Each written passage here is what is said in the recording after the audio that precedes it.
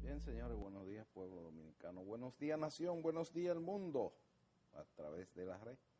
Este es su programa estelar de la mañana, Democracia TV, para compartir con ustedes. En el día de hoy tenemos al maestro Félix Olivares, en el día de hoy, que nos va a acompañar durante esta horita para compartir y dedicarle el día de hoy al sector justicia, pero sobre todo la breve de la historia. Un día como hoy del año de 1844, Pedro Santana declara traidores a los patricios Juan Pablo Duarte y Díez, Ramón Matías Mella y Francisco de Rosario Sánchez. Yo veo la foto de Pedro Santana, porque imagínense ustedes, después de todos los esfuerzos de estos tres heroicos, entonces se declaran traidores. Por eso ustedes ven que yo obvio la foto de Pedro Santana en el día de hoy, porque son actos que realmente chocan con la dignidad humana y sobre todo con la identidad de la nación, que estos tres señores en combinación con 6 personajes de la historia más le dieron la oportunidad de nosotros hoy tener una identidad propia con el nombre de la República Dominicana, gracias a ellos tres. Sin embargo, el que tenía el mando del Poder Ejecutivo lo declaraba traidor. Y ya ustedes saben la situación, uno en el destierro, otro fusilado, y el otro ya ustedes saben, en parte de la clandestinidad. ¿Qué cosas tiene la historia?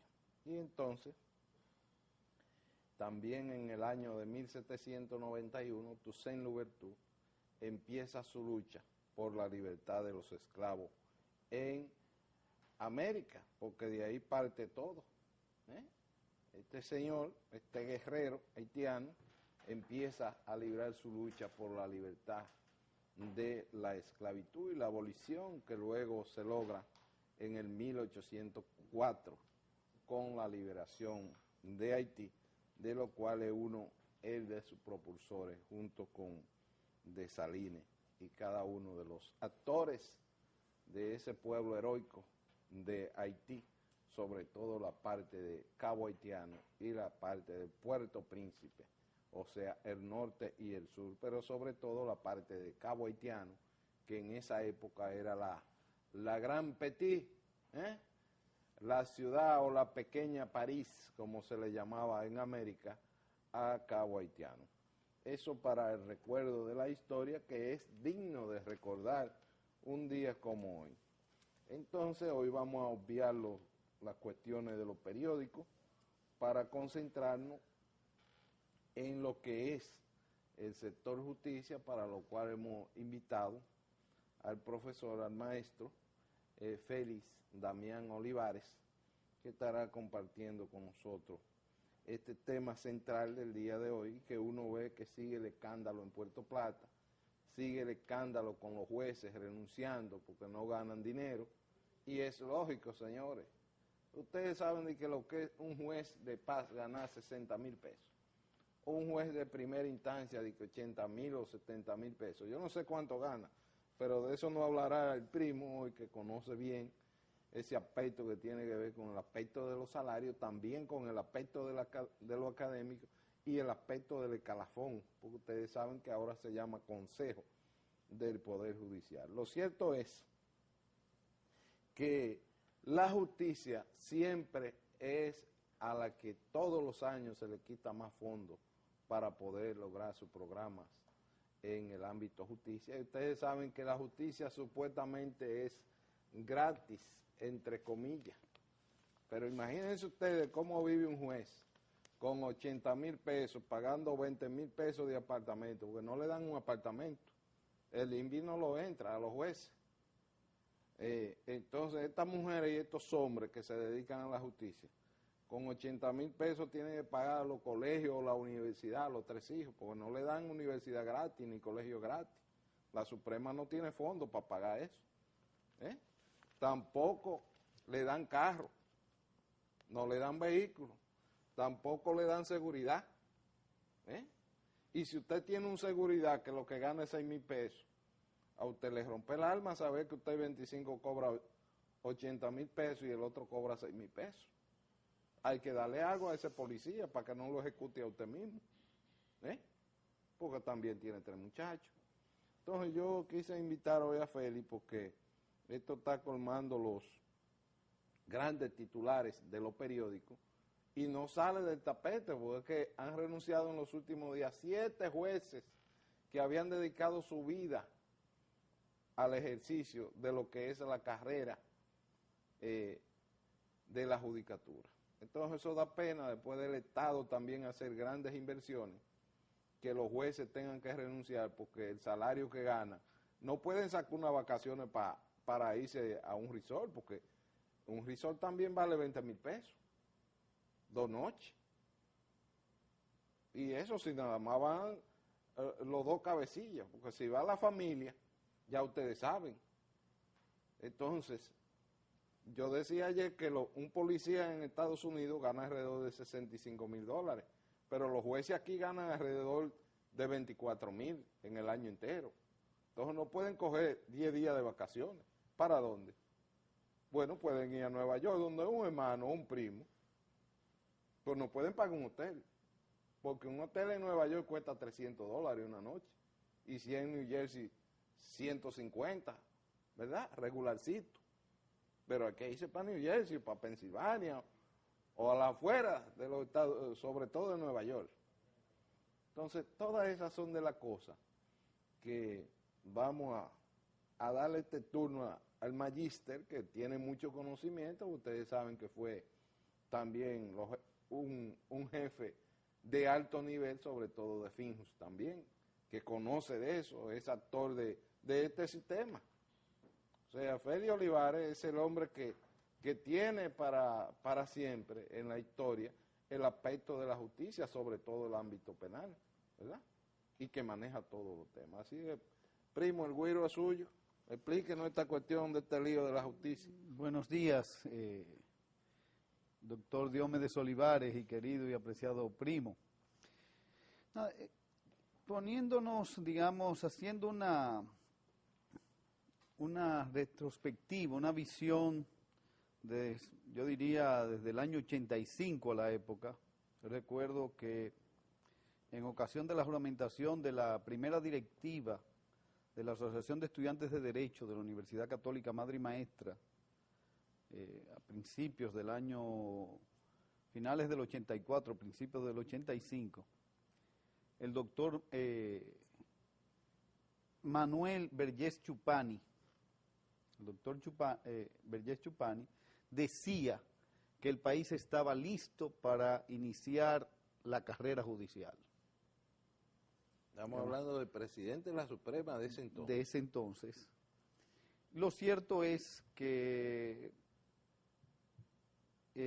hizo falta la crisis del año 94 para que hubiera un pacto de las fuerzas políticas y básicamente el doctor Milton Ray Guevara, el doctor Romero Confesor y Franklin Almeida Rancière, que representaban a las 3 fuerzas políticas como técnicos. Y que era, ahí nace el comisionado ya en el 96. No, en el 94 se hace la reforma del 94, en donde se establece la autonomía, la Constitución del 94, que fue aquella que se generó a partir de la crisis política generada por unas elecciones cuestionadas, donde se planteaba un fraude, de que se había celebrado un fraude, se había cometido un fraude. Entonces se aprovecha y se introduce todo el tema de la reforma judicial en la Constitución, y ahí se establece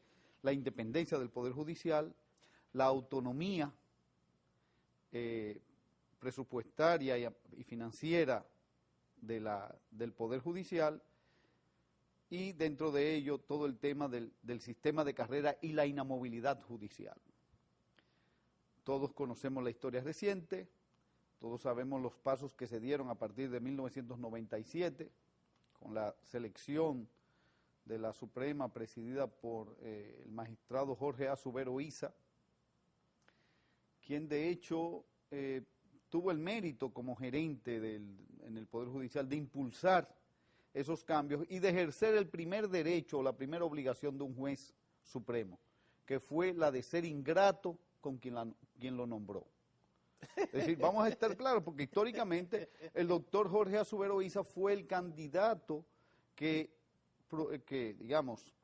el doctor Balaguer, junto con el Leonardo Matos Berrido, que el doctor Balaguer aceptó en su momento, porque no aceptaba otros candidatos y no los bloqueaba, y se permitió que fuera el magistrado Jorge A. Subero Isa, quien como gerente del Poder Judicial impulsó gran parte de la reforma y gran parte de la modernización, todo lo que tiene que ver con la escuela, el sistema de carrera. ¿Qué pecados yo entiendo que tuvo el sistema de carrera? Que centralizó mucho en la Suprema, que no tuvo confianza en el resto del Poder Judicial, tanto así que no se desarrollaron las asociaciones de jueces, no se desarrolló un Poder Judicial, una magistratura horizontal ni democrática, sino que se concentró todo en el Poder Judicial, tanto así que las propiedades del Poder Judicial tenían un letrero que decían que eran propiedad de la Suprema Corte de Justicia. Yo diría que eso serían parte de las fallas, además de que el reglamento de carrera y de pensiones concentró muchos privilegios en la Suprema Corte de Justicia. Yo entiendo que el doctor Pablo Garrido, que venía de una formación militar, concibió el reglamento y la estructura, la jerarquía judicial desde una perspectiva militar. Y eso ahí incidió, de hecho, digamos que un juez que va a la Suprema, que permanece allí 5 o 6 años, se retira con el 100% de su pensión. Mientras que un juez de los grados de corte, de apelación o de primera instancia pudiera durar 20 años y se retiraba con un 50% de su pensión. Y reuniendo una serie de requisitos pudiera retirarse con un 80% de la pensión. Entonces, ese es un malestar de fondo. Hay que revisar el reglamento previsional de la Suprema, el sistema de pensiones, de carrera y de pensiones. Hay que revisarlo, hay que equilibrarlo. Que le dé garantías. Que le dé garantías para un retiro digno a los magistrados que hacen carrera judicial.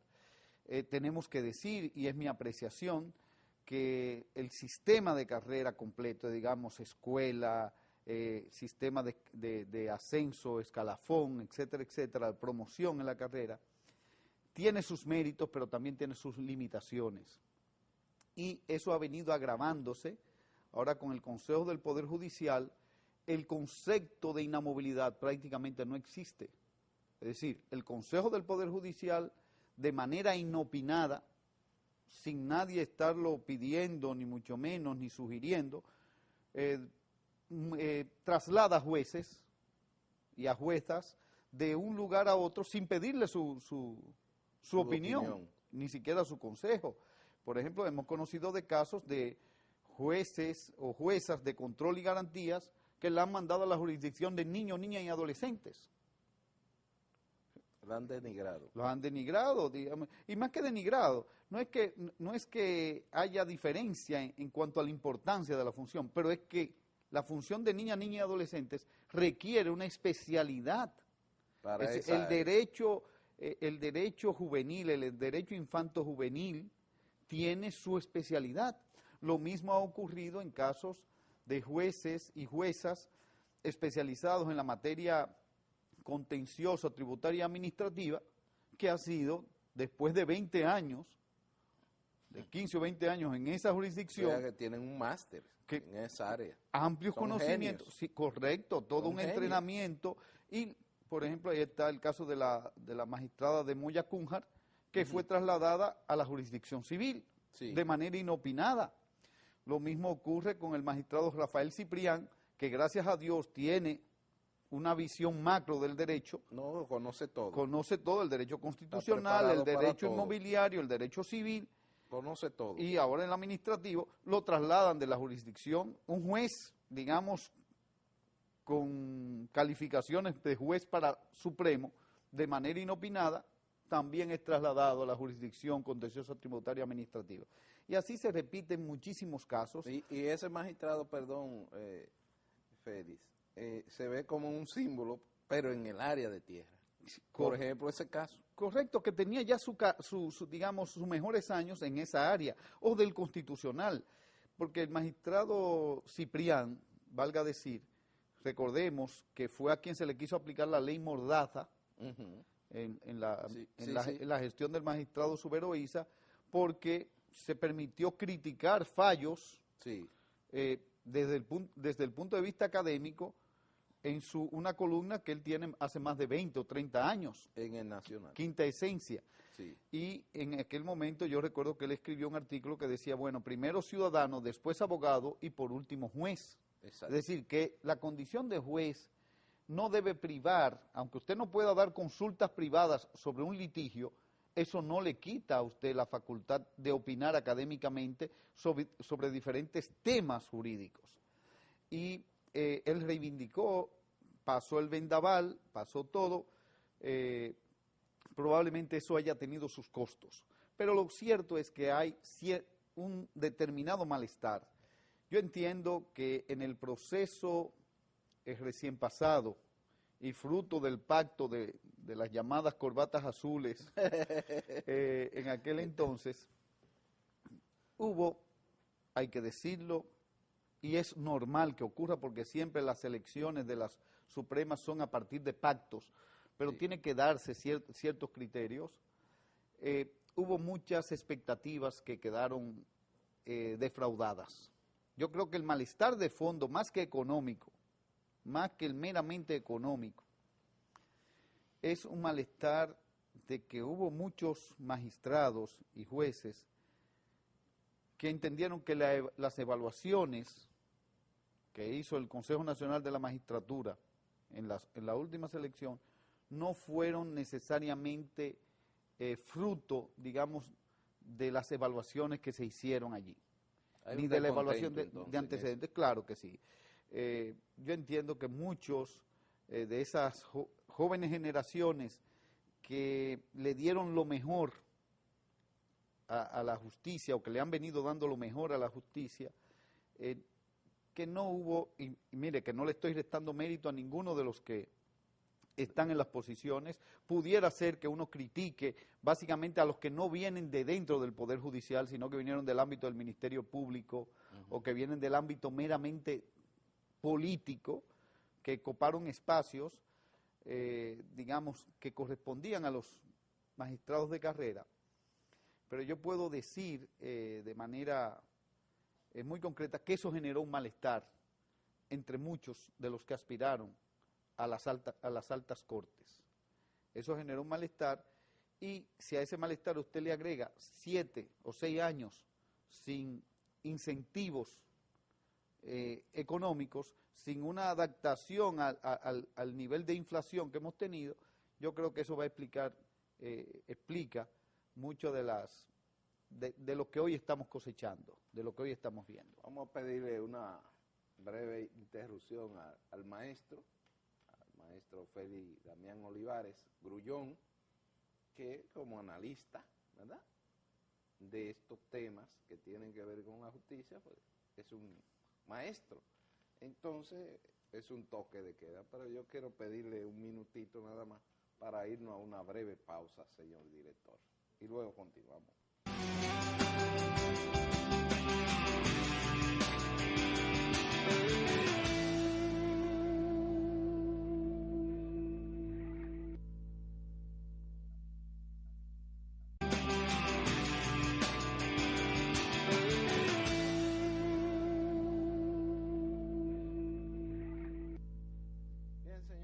Estamos hoy hablando sobre el sector justicia, que ustedes saben que involucra a los fiscales, a la defensoría pública, al abogado, pero a los jueces, que son los que toman la decisión final.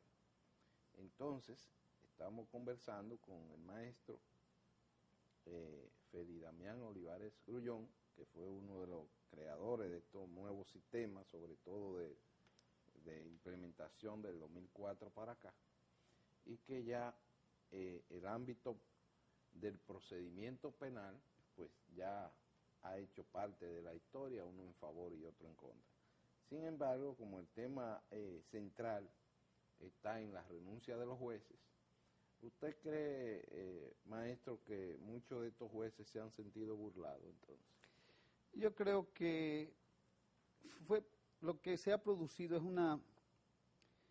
fuera de ese desasosiego y eventualmente, una crisis de legitimidad, porque debemos recordar que en el 97, aunque las decisiones finales fueron el fruto o la consecuencia o desembocaron en un pacto político, ahí participó el doctor José Francisco Peña Gómez, Atuey de Camps, sí, claro. El doctor Joaquín Balaguer, claro, la doctora Milagros Ortiz Bosch, Romero Confesor. Y el mismo profesor Juan Bosch tuvo que participar. Y el presidente Fernández. También. Pero que el presidente Fernández estaba en minoría. Sí. En ese entonces. No, apenas empezaba. Sí, estaba en minoría, que era el presidente, pero los demás miembros del Consejo Nacional de la Magistratura estaban entre los balagueristas y los PRDistas. Aunque fue fruto de un pacto, hubo aquello que se llamó transparencia, la propuesta de la sociedad civil, en donde se fueron bajando las listas de 200 y tantos aspirantes, se bajaron a 48, después a 30, y luego dentro de ese grupo se barajaron los candidatos y, como decía, se aceptó que el doctor Jorge Azubero Isa, con una carrera profesional brillante, a pesar de que hay quienes le quisieron restarle méritos. Bueno, pero yo, por ejemplo, el criterio mío de Azubero es que tiene más luces que sombras. Claro, claro, no. Porque hay una nueva Suprema y se le debe a mi criterio, con relación al magistrado Jorge Azubero Isa, que es un jurista acabado en su área de responsabilidad civil en materia de derecho civil, el tema se revierte cuando empezó a jugar a la política.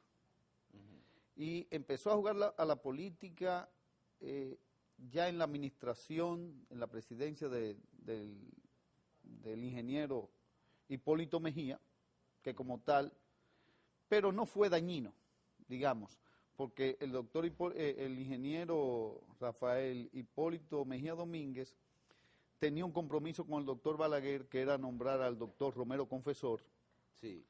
Se nombró al doctor Romero Confesor, se nombró las 3 vacantes que existían, se nombró al doctor Machado y a un juez de carrera como era Darío Fernández. Sí, correcto. Es decir, se hizo ese arreglo, ahí se jugó un poco al tema de la política y se jugaba cada año, cada vez que se discutía el presupuesto y se obtenían ventajas para el Poder Judicial, el magistrado Jorge Azubero Isa jugó con mucho celo. A mí lo que me sorprende es que en la última oportunidad, en la última, digamos, si se quiere, luego hubo, digamos, bastante tensión por las aspiraciones del doctor Rafael Luciano Pichardo a ocupar la presidencia. Claro, el doctor Luciano Pichardo, un jurista de luces superiores y de visión superior, en un momento determinado se quiso que hubiera una rotación en la Suprema, incluso se llegó a discutir una ley de que la presidencia de la Suprema fuera rotativa.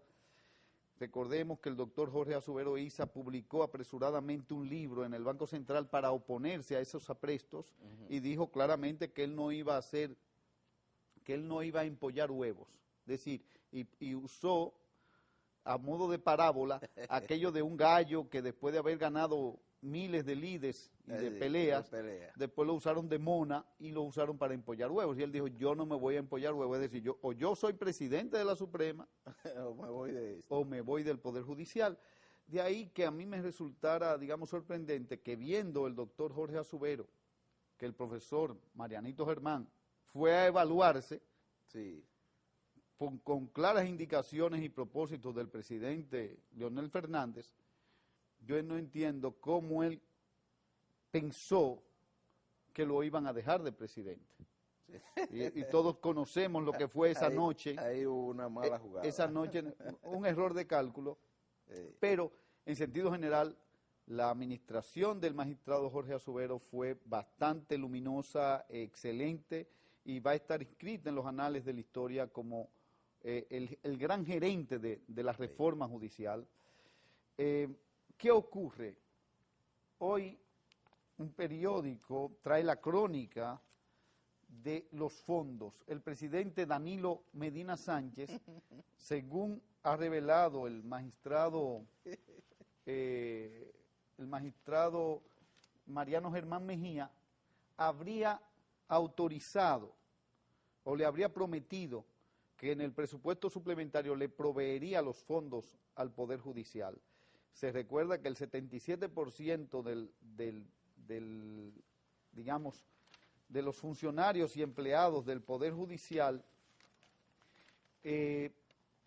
tienen ingresos por debajo del último quintil de la canasta familiar, es decir, de 23,000 pesos. Es decir, tienen menos de 23,000 pesos en sus ingresos, lo cual es un caldo de cultivo para la ineficiencia, para la mora judicial, para la falta de entusiasmo digamos, en el desempeño de esas funciones. ¿Y qué es lo que ocurre, estimado doctor Olivares? Muy sencillo, no se está cumpliendo con la ley. No se está cumpliendo. La ley que establece un 2.76 Puede verlo en pantalla. para el Poder Judicial, Puede verlo en pantalla. no se está cumpliendo. Y cada es decir, año baja más. El 2.66 y cada año se reduce más. Pero es que desde prácticamente desde el 2007, que es donde se hace la ejemplificación, el análisis, no se ha cumplido con el porcentaje que la ley, no la voluntad de un individuo, no las determinaciones del ministro de Hacienda, no, la ley le otorga. Yo creo que hay una crisis de la conciencia jurídica, hay una crisis de legalidad en ese aspecto y no se cumple, pero tampoco eso no solamente impide mejorar la situación de los jueces, pero también se está dando un fenómeno. Ajá. Los defensores judiciales, también los defensores públicos. Los defensores públicos han desertado prácticamente en su gran mayoría, defensores en cuya formación... Pero el pueblo no sabe nada de eso. No sabe eso. Están en las grandes oficinas y qué bien que muchos de ellos les vaya bien en las buenas oficinas, pero quienes invirtieron... Fue el Estado. Fue el Estado que invierte cerca de 2 millones de pesos en la capacitación de estos jóvenes profesionales que estarían para servirle a los indigentes y que desafortunadamente, a pesar de tener una buena dirección, ahí está la amiga Laura Hernández Román, sí. Y está Ramírez, un grupo de talentosas abogadas gestionando este gran esfuerzo, pero no se le mejora las condiciones. Y es que en el mercado privado esos mismos servicios sí. valen mucho más. Entonces ellos están infravalorados en el sector público. Entonces hay que darle esos recursos al sistema de justicia. Lo mismo, porque estábamos refiriendo básicamente al sector judicial, a los jueces, sí. pero el sector justicia es mucho más amplio, sí. porque incluye también a la policía cuando hace labores de investigaciones. Y ya usted decía que el guardaespaldas o el custodia gana 6,000 pesos, 5,300 pesos, $130.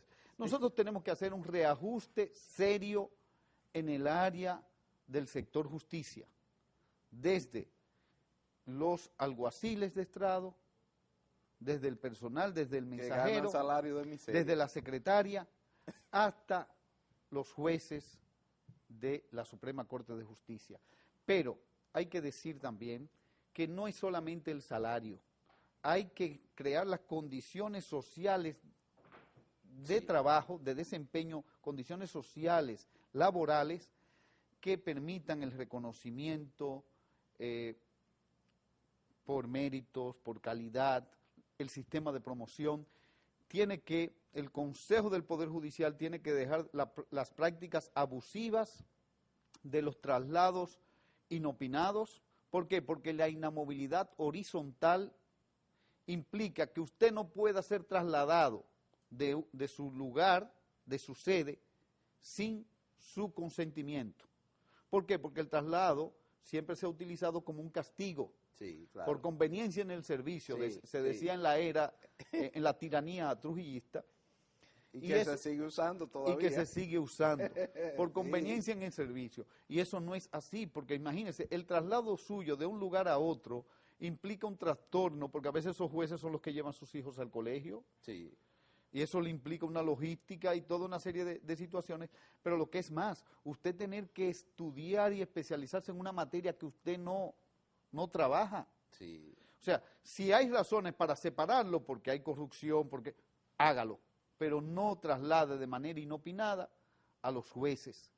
¿Qué quiere decir inopinada? Usted lo ha mencionado mucho. Inopinada porque no se le ha pedido el consenso, no se le ha dicho al juez, al afectado, al principal afectado, mire, usted desea, hay una vacante en tal lugar, necesitamos su servicio, usted está en disposición de ir a cubrir esa vacante, vamos a preparar, porque las cosas no pueden ser por puro voluntarismo. De la noche a la mañana, como de la noche a la mañana, de manera súbita, repentina, y, digamos, trastornar la vida y la carrera de un profesional. Porque es que no somos muchachos. Sí. No se trata de un juego de muchachos, de mover un peón. Sí. Estamos hablando de un profesional de carrera con un estatus. Y con una responsabilidad extraordinaria. No, correcto, pero además con un estatus o un estatuto jurídico de inamovilidad. Sí. Es que cuando discutíamos estos temas en los años 96, 97, se discutían sobre esas bases. Y luego vimos el intento en virtud de la ley de carrera judicial en el 98, que se quisieron revertir esos asuntos y se preparó, la firmó el magistrado, el profesor don Wellington Ramos Mesina, la acción en inconstitucionalidad, en donde trabajó Pancho Álvarez, en donde trabajó la doctora Rosina de la Cruz Alvarado, en donde trabajó Eduardo Jorge Prats, y eventualmente yo ayudé un poco en esa acción en constitucionalidad. Lástima que la Suprema, cuando decidió sobre ese tema, no aprovechó todo el bagaje digamos, doctrinario que había en la instancia cuando se presentó.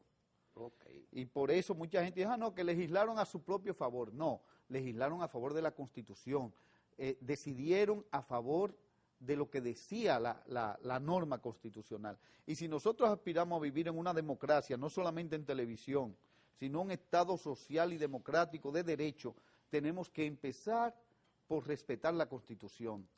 Y otro malestar que también existe ahora mismo es que tanto la Suprema Corte de Justicia como el Tribunal Constitucional, que tienen sentencias bastante buenas, hay como una especie de manual de inadmisibilidades.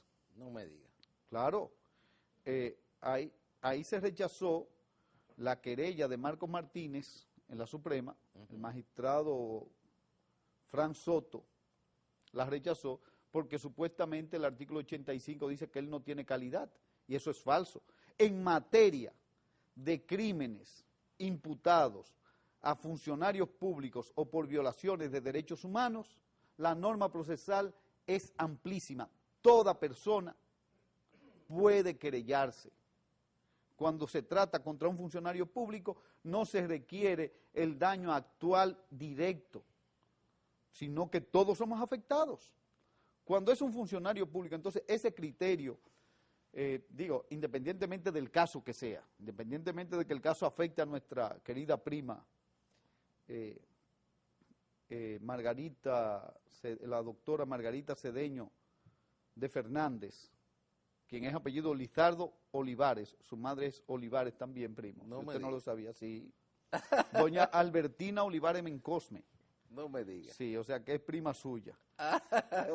Sí, lo que le iba a decir, su fallecida abuela era familia nuestra, de ahí de Juan López, de Villatrina, de Moca.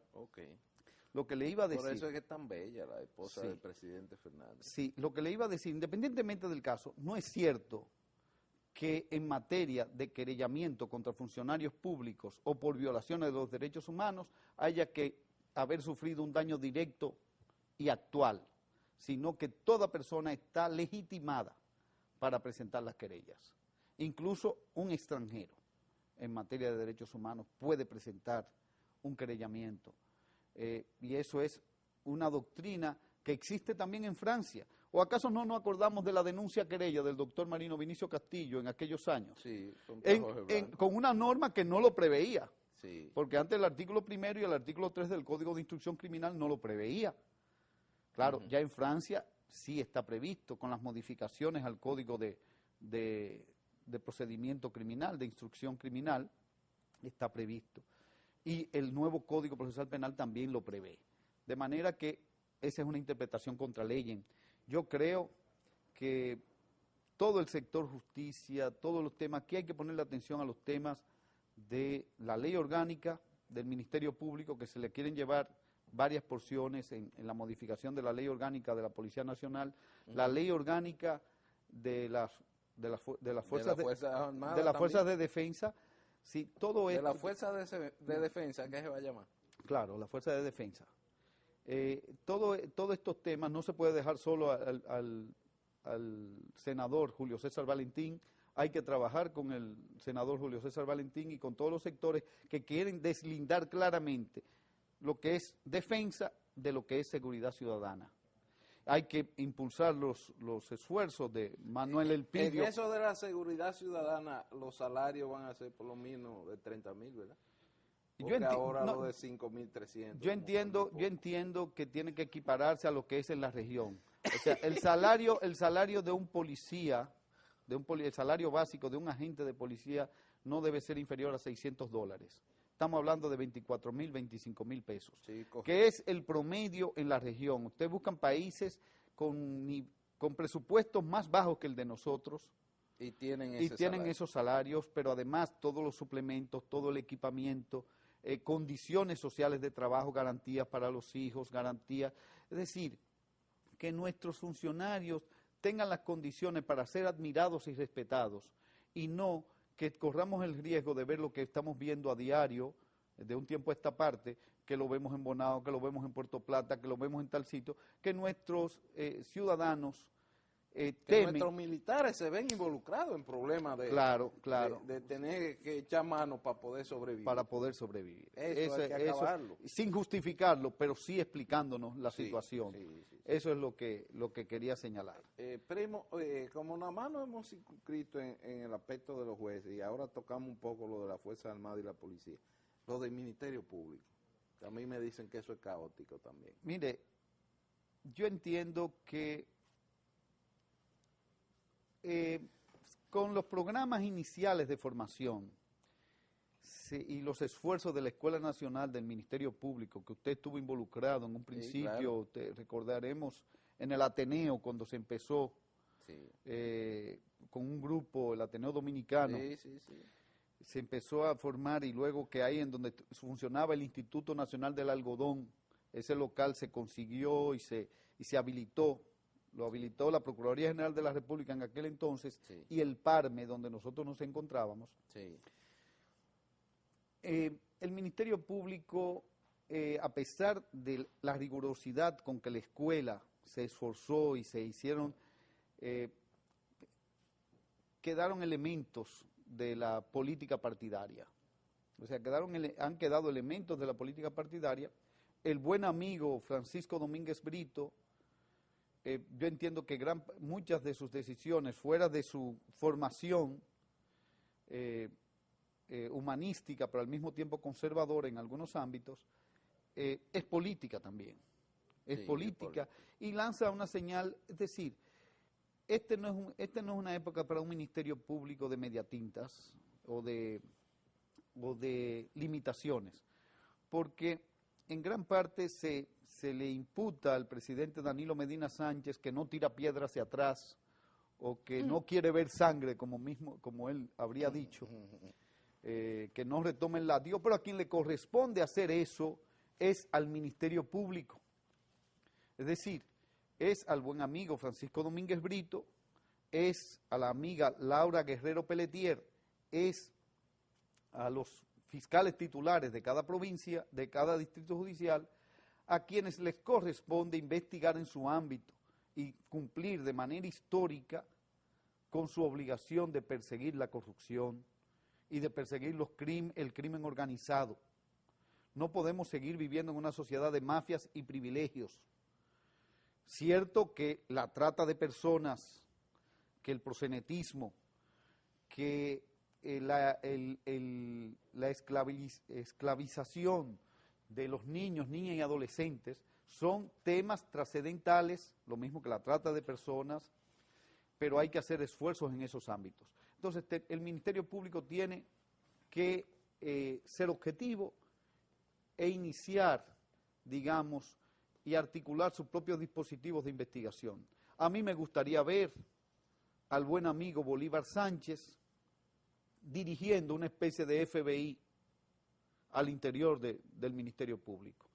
¿Qué es eso de FBI? ¿Hay un FBI en el Ministerio Público? La ley orgánica del Ministerio Público prevé la creación de un sistema de investigación propio del Ministerio Público. Y eso no obsta. ¿Pero entonces se convierte en un espía? No. En Estados Unidos el FBI interviene, pero en todos los sectores. Correcto, sí, de manera neutral y objetiva, pero depende del Departamento de Justicia, depende de la Procuraduría General. FBI. Correcto, depende del Departamento de Justicia, igual que la DEA, depende del entonces aquí, cuando se planteó la discusión, inmediatamente decían, no, pero mira lo que pasó en México. No, pero vamos a ver hacia Estados Unidos. Sí. Que el modelo, la DNCD, fue creada a partir del 6CC en el año 85, en los sótanos del Teatro Nacional, en donde el buen amigo Manuel Elpidio Castro Castillo era parte de ese grupo, y nada obstó para que se hiciera ese modelo. Lo que luego ese modelo se fue militarizando, y hay quienes defienden, por ejemplo, el doctor Castillo Rodríguez defiende ese modelo. ¿Por qué? Porque él tiene una influencia dentro de ese modelo que no le correspondería como asesor. Entonces, prefiere que no esté bajo la égida o bajo la férula, bajo el control del Poder Judicial, del Ministerio Público. O sea, del Procurador General. Correcto. Que debe ser así. Que debe ser así. Sí, y entonces correcto. Lo prefieren tener bajo ese sistema de no control. Porque ¿cuál es el sistema de no control? El sistema de depender del presidente de la República. Ahí no hay control. Ahí no hay control, ¿por qué? Porque el presidente está planificando cuál va a ser la visita sorpresa del próximo domingo. El presidente está ocupado en los grandes problemas nacionales, en el presupuesto. Sí. Está ocupado en temas centrales de la nación y no puede estar en el día a día de lo que ocurre. Es lo mismo que ocurre con el Ministerio de Interior y Policía. ¿Para qué necesita el presidente un asesor en materia policial? El asesor en materia de seguridad pública, en materia policial, tiene que ser el ministro. Porque el presidente, de acuerdo al artículo 128, debe despachar con el ministro. Claro, si quiere en una ocasión excepcional pasarle por encima al ministro, lo hace. Sí. Pero de ordinario el presidente debe despachar. Recibir los informes. Con José Ramón Fadul. Sí, el querido Monchi. Con Monchi. Es con Monchi que tiene que despachar. Y quien tiene que tener asesores en materia policial o en materia de seguridad pública es Monchi. Es Monchi. Sí. Y el director nacional de policía, que todavía se llama jefe de policía, Castro Castillo, debe despachar con el ministro. Con el ministro. Y coordinar con los demás asesores, sectores concernidos, etcétera. Pero aquí hay, en esa parte, históricamente, siempre se ha querido saltar a los ministros. Primo, vamos a dejar ese tema ahí, vamos a entrar estos 2 minutos que nos quedan, los presos, el sistema penitenciario. Mire, precisamente el nuevo modelo de gestión, a mí me correspondió hacer la primera consultoría junto con Gerardo Villalobos para el nuevo sistema, y luego allí con Roberto Santana, y todo un grupo, Ismael Paniagua y un grupo de personas y de asesores nacionales y extranjeros, empezamos con la cárcel de San Felipe de Puerto Plata, el Centro de Corrección de San Felipe de Puerto Plata. Eso fue con Víctor Céspedes en esa época. Víctor Céspedes Martínez, quien nos dio y nos abrió todas las puertas. Y vale decir que Víctor Céspedes empezó por Najayo, independientemente, donde estaba Paniagua precisamente, y empezaron a hacer unos cambios menores, pero que ya significaban algo. Lo cierto es que con el apoyo del PARME, del Programa de Apoyo para la Reforma y Modernización del Estado, que era un programa del gobierno dominicano financiado por la Unión Europea, se iniciaron esos esfuerzos. Yo creo que han sido muy alentadores los CCR o el nuevo modelo, pero ha habido una tendencia a hacer del nuevo modelo solamente un modelo de seguridad dura y de maltrato. Los BTPs, que es el personal de maltrato. Sí, ¿Cómo puedo hacer? Uno pensaba que esto estaba superado. Hay demasiada rigidez en muchas... en muchas de las cárceles modelo. Se ha enfatizado más en el tema de la rigidez que en el tema de la dignificación de la convivencia carcelaria. Ok, perfecto. Y fíjense que cuando hay mayor rigidez, hay mayores posibilidades de motines, hay mayores posibilidades de corrupción, también. Hay mayores posibilidades de fugas. También. No, óigame, lo que tiene que darse un modelo de convivencia en donde se respete la dignidad humana. El artículo 6 de la Constitución. El recluso solamente pierde su derecho de ir y venir, no pierde otros derechos humanos. Lo que le da juridicidad a la ejecución penal es el que la persona condenada solamente se le pueden privar del derecho ambulatorio. Y claro, tiene que tener un régimen interior, pero yo creo que hay que revisar eso y propongo que se realice un seminario, taller, para revisar la orientación y filosofía de la convivencia en nuestros CCR. Bueno, darle las gracias al maestro Félix Olivares. Yo le dije a ustedes que era un toque de queda, ¿verdad? Así que darle las gracias nuevamente y decirle a ustedes bendiciones. Este hombre vale la pena traerlo. Buenos días.